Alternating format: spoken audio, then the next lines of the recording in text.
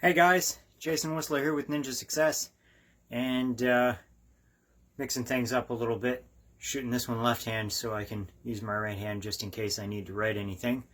But I wanted to share with you something, a little refinement, a little extra detail, and go back into the budgeting, the financial aspects of reaching toward higher levels of success. Okay, so the Robert Kiyosaki, the Rich Dad, Poor Dad.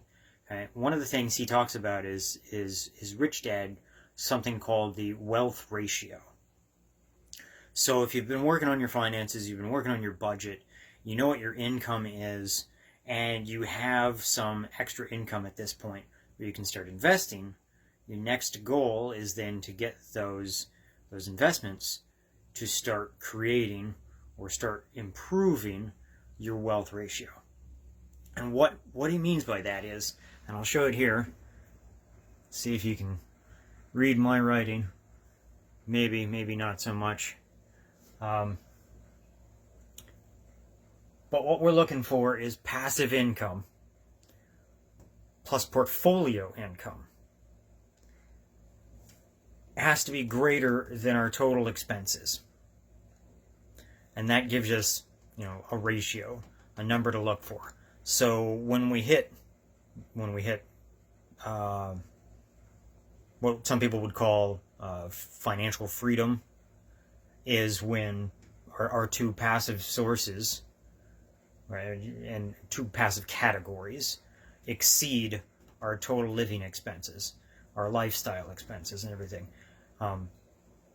We don't have to work. We don't have to exchange time for money. We're not paycheck to paycheck.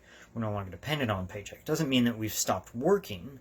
It means that if anything goes wrong, if we get sick, if we get old, if we retire, we get fired, the business closes, any reason at all that the paycheck goes away, all of our expenses are still covered. So that's a ratio of 1 here. That's the first goal when working on the wealth ratio. So to clarify a little bit, passive income. This is going to be things like business income. So we own a business, not a self-employed business where if you don't work, no money comes in.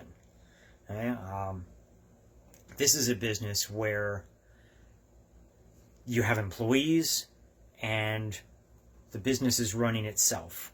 Or maybe it's an online retail or something where it's a really small amount of time, or you've got online products where you put it up once and then it just it keeps running in the background. It runs whether or not you're there, it runs whether or not you're working on things. Okay? The other source of passive income that's most common is rent. So leveraging debt at that point, getting bank mortgage to buy a rental property.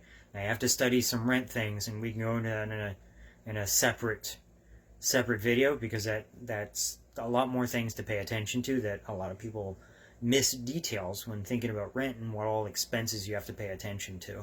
You want to make sure that at the end of the month, the end of the cycle or period, the total income from the rental properties exceeds all of the averaged annual expenses for that month.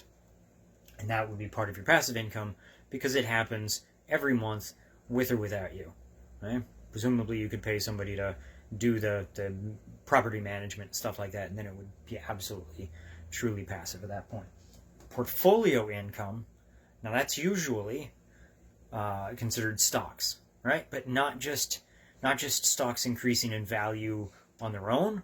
Really, that's like dividend generating stocks, or investments into limited partnerships, REITs, real estate investment trusts, things like that, where you've basically bought shares of a company, so you own some partial share of a company, and those shares pay you back a dividend or pay you back an interest over time, every month or every quarter.